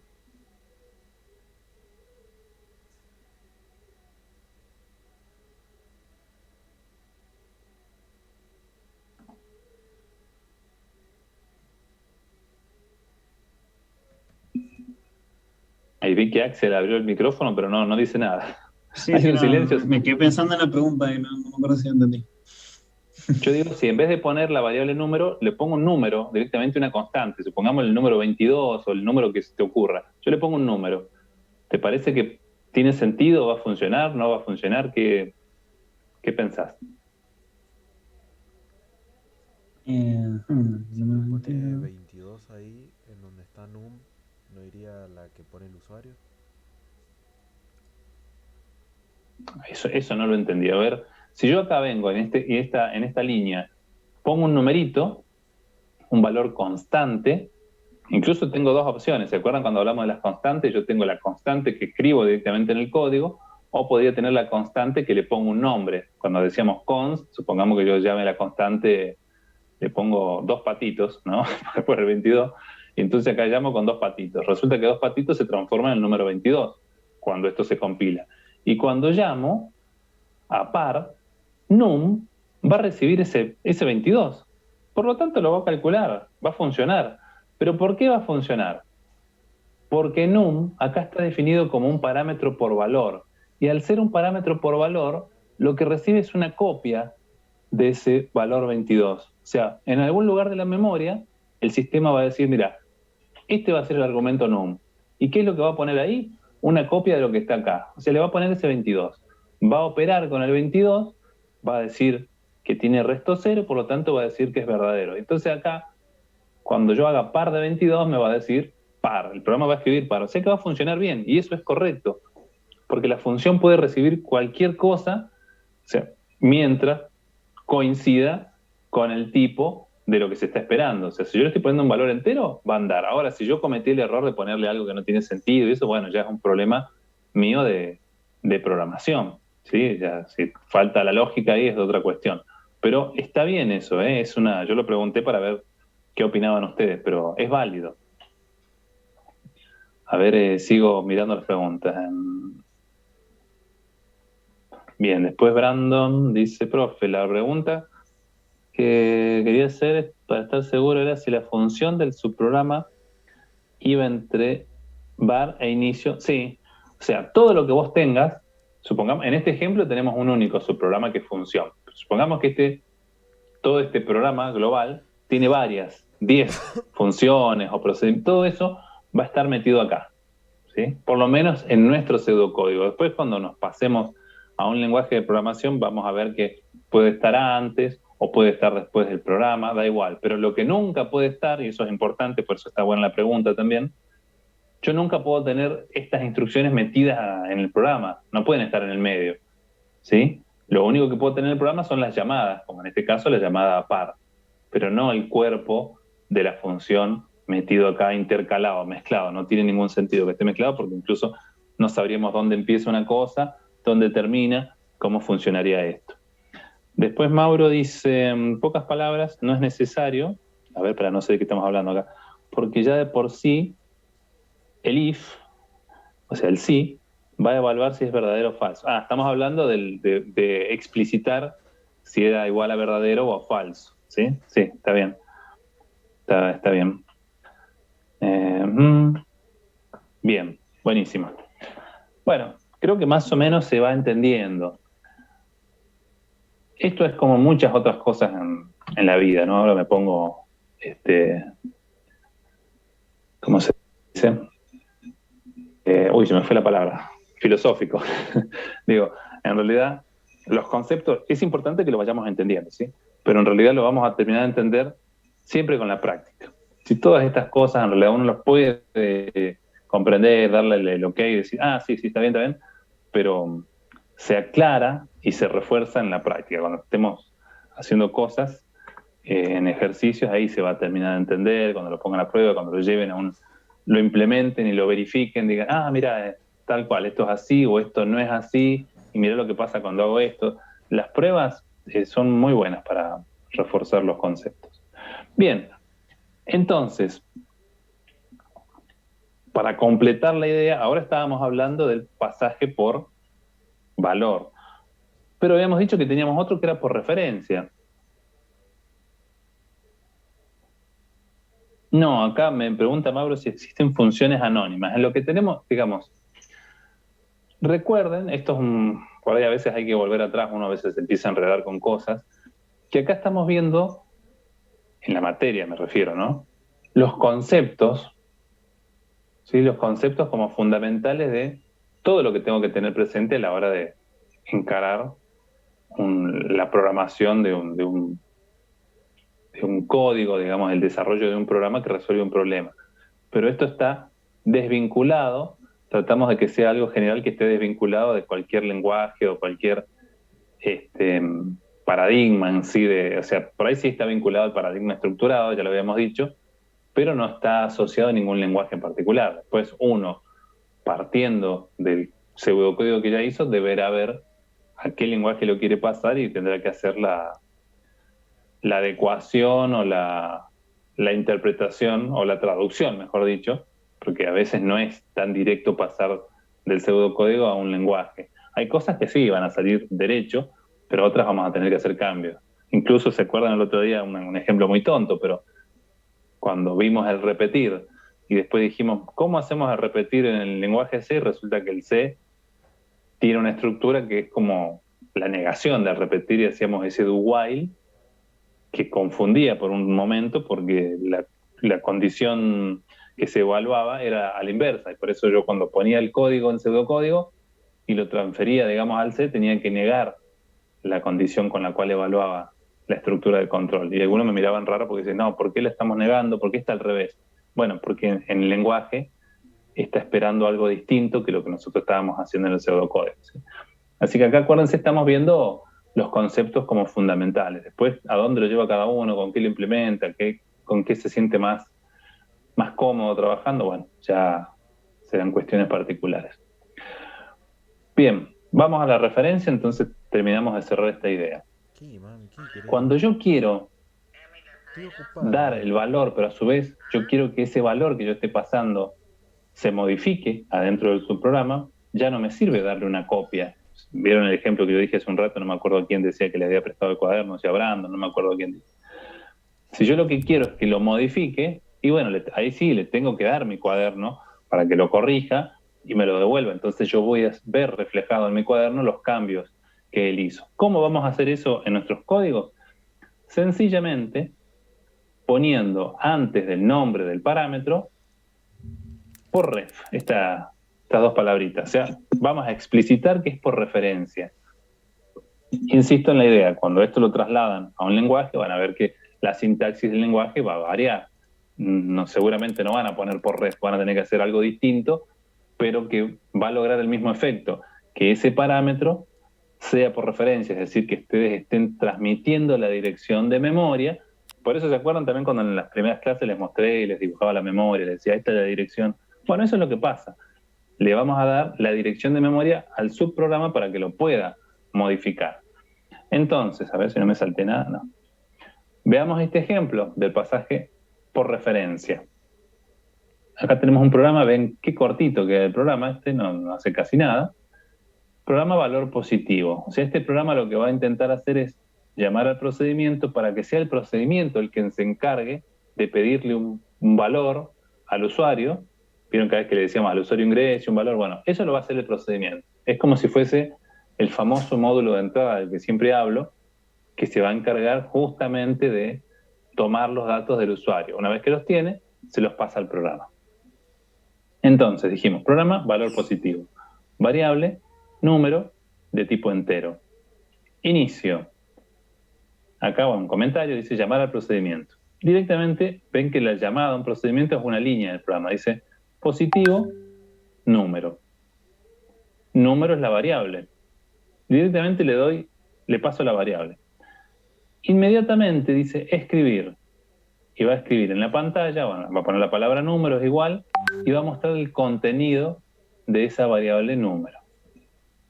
Luego volvemos al programa principal. Vamos a ver qué pasa adentro del procedimiento. Procedimiento positivo. Acá aparecen, ya que justo es el ejemplo que queremos ver, es el pasaje por referencia, vuelvo a tener un único argumento, num, y medio que siguiendo la misma lógica de antes, hice lo mismo, ¿no? El parámetro real se llama número, pero el parámetro formal se llama num. Es de tipo entero, pero digo que es por referencia. Variables no tiene este procedimiento. Empieza el código y usamos el famoso iterar, que no me gustaba, pero acá lo tengo usado. Iterar. Dice, ingrese un número positivo y lo lee. Supongamos que el usuario, que es terco, me puso -10. Como no cumple la condición, dice -10 es mayor que 0, no. Entonces pasa esta línea, ¿se acuerdan del iterar? Dice, el número no es positivo, me dice la computadora, que se empieza a enojar conmigo. Y, perdón, me vuelve a mandar para atrás. Acuérdense que cuando llego al fin iterar, sí o sí me manda otra vez al inicio del iterar. Y me dice otra vez, ingrese un número positivo. Le pongo un 0. ¿0 es mayor que 0? No. Me dice de nuevo, el número no es positivo. Y me vuelve a mandar para atrás. Vuelvo a ver el cartelito y ahora sí, ¿no? Tengo la decencia de poner un valor positivo. Le pongo 8. ¿8 es mayor que 0? Sí. Fin iterar, fin procedimiento. Fin procedimiento, al igual que el retorno de las funciones, hace que termine el procedimiento, pero que me devuelve a la llamada, donde había terminado la llamada. Entonces, termino acá y vengo al escribir. ¿Qué es lo que va a escribir entonces este programa? Va a decir número y ¿qué va a mostrar?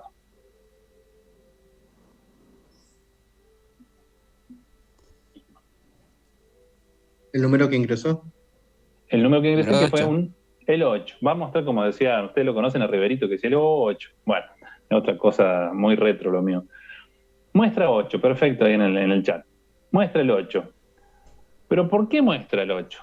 Lo muestra porque yo puse por ref, porque es por referencia. Es decir, a ver, vamos a hacer esperen un segundo que me voy a cambiar de pantallita. Esperen. Muestra ese 8 porque yo como que era por referencia. Si yo vieron la clase yo me hubiese olvidado de poner por ref, lo que hubiese pasado es que en la llamada, el 8, o sea, vieron todo eso, ese camino que yo hice que estaba ahí, que primero puse -10, después puse, acá está. Ahí está. Este es el mismo código de recién, pero lo tengo en otro ejemplo, ¿sí? Es lo mismo, el programa valor positivo y el procedimiento positivo. Estaba diciendo esto yo. Si por una distracción mía a la hora de tipear, escribir, traducir el código, hay uno que se ríe de mí ahí en el chat, con la prueba de edad. Ojo, Si acá yo me hubiese equivocado tampoco soy tan grande, pero tengo buena memoria, ahí está la clave. Si yo no hubiese puesto por ref, ¿qué hubiese pasado? Con la misma situación que yo les planteé recién, ¿sí? Que veníamos acá, se ejecutaba esto, cuando llamaba positivo venía por acá y hacemos todo el mismo circo, ¿no? Que yo pongo el -10, no me lo lee.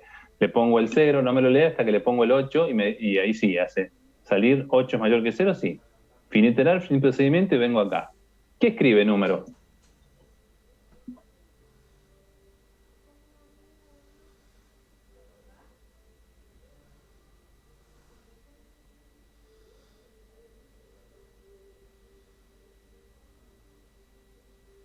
Se quedaron congelados. Escribe el 8 que dan su programa. No escuché bien la respuesta. O sea, escuché que respondiste, pero no entendí bien lo que dijiste. A ver, ¿lo puedes repetir?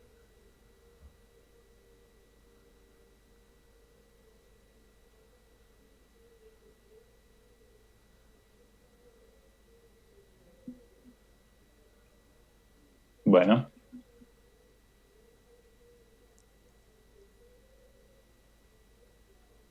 Bueno, ahí la respuesta es, en realidad no escribe el 8. ¿Por qué?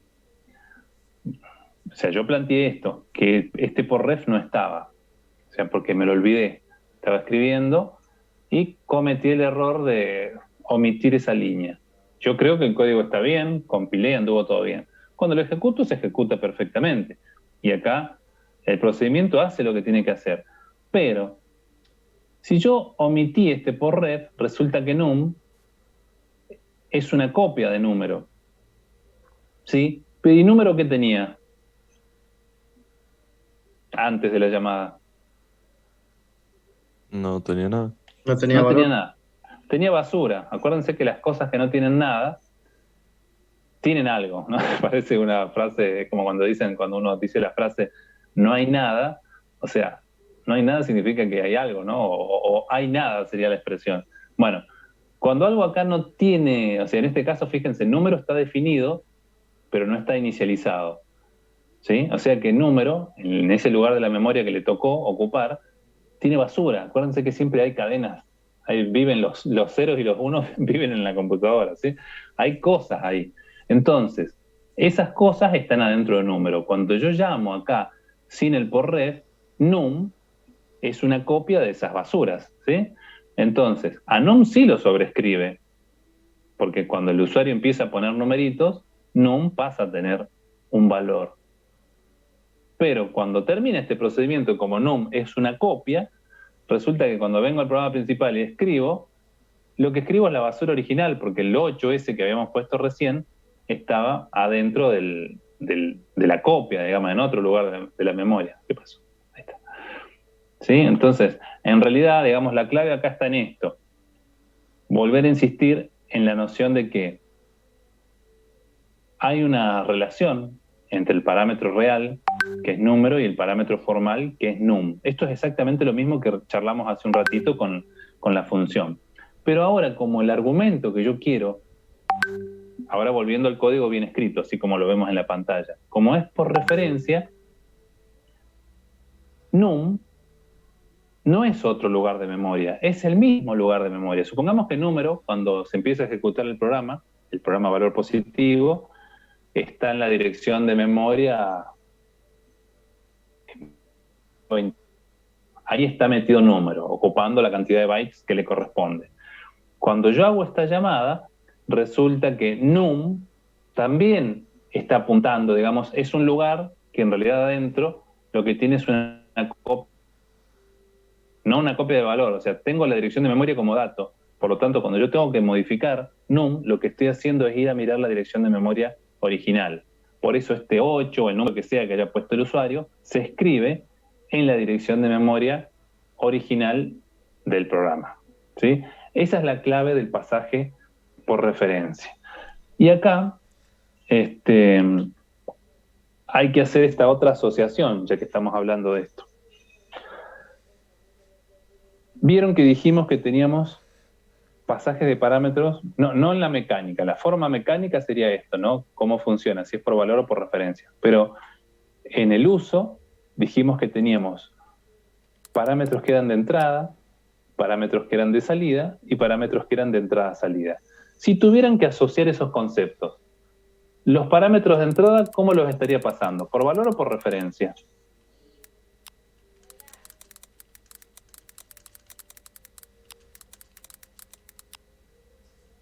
Y ahora respondo lo del chat.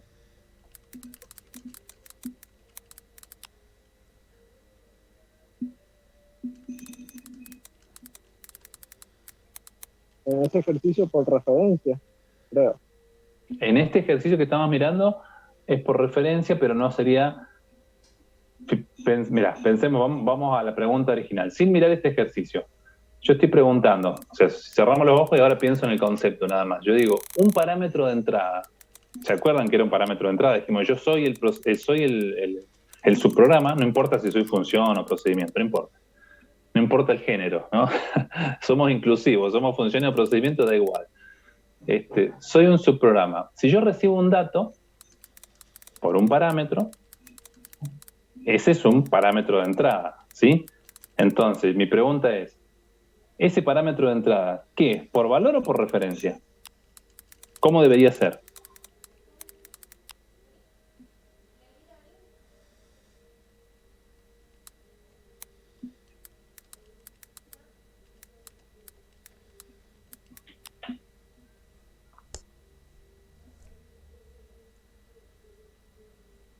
Han quedado anonadados. Bueno, se los respondo yo para no quedar tanto rato en silencio.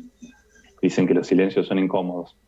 Es por valor, ¿sí? Porque si es de entrada, es dato que yo estoy recibiendo.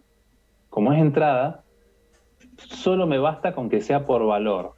Por eso, hace un ratito dijimos que las funciones, eso lo dijimos, así que teníamos una pista para responder esto. Las funciones solo reciben parámetros por valor, por eso nunca vamos a encontrar en nuestros pseudocódigos una función cuyos argumentos digan por ref.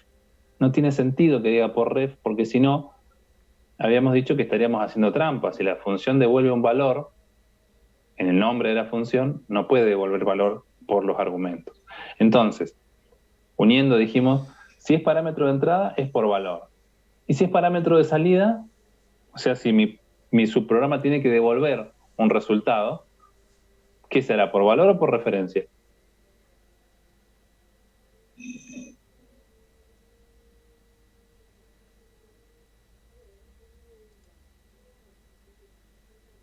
¿En función o en procedimiento, profe? No, ahí te tengo que matar, Franco.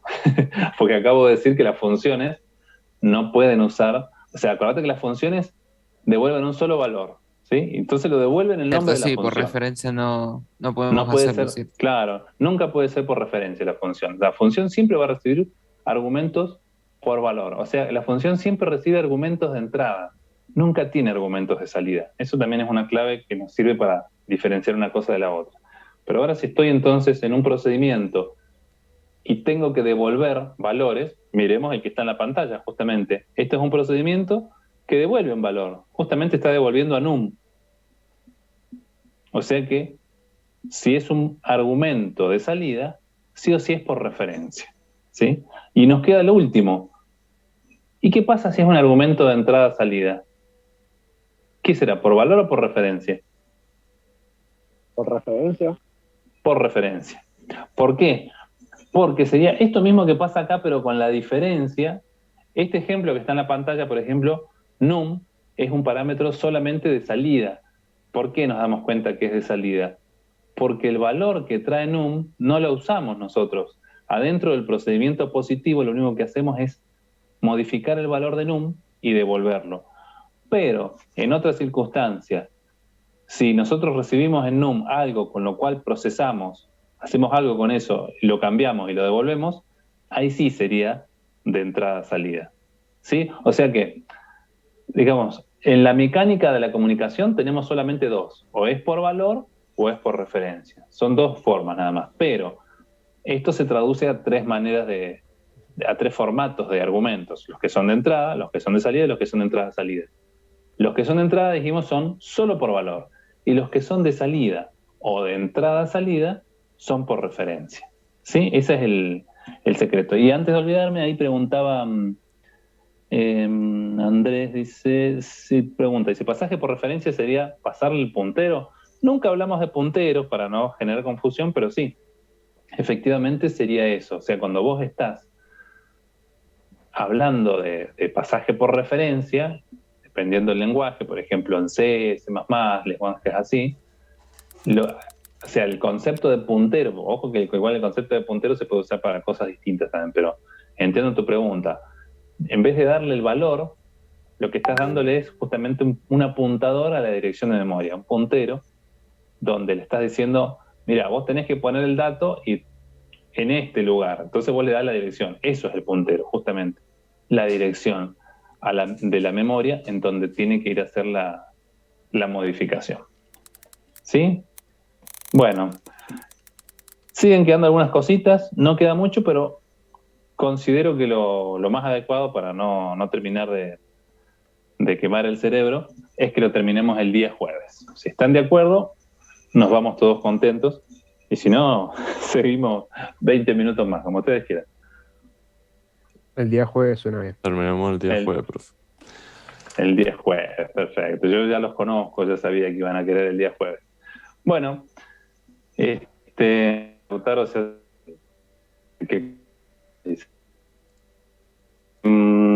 repasen estas cosas, incluso están los videos de esta unidad, que amablemente tuve la gentileza de grabar. Está todo esto mismo, pero más bonito, dicho más prolijo, sin tanto divague que a veces hago en la clase, pero les sirve para repasar, en todo caso, aclarar alguna duda de algo que no se haya terminado de entender. Bueno, nos vemos entonces 18:15 el jueves y continuamos con la unidad 4. Y piensen que el jueves ya terminamos la unidad 4 y ya habremos hecho la mitad del contenido de la asignatura, lo cual no es poco, ¿eh? Y ya después, una vez que hagamos la próxima semana la unidad 5, van a estar listos para rendir el primer parcial. Así que vayan estudiando, no se vayan quedando ni con las dudas, ni se vayan durmiendo con los temas.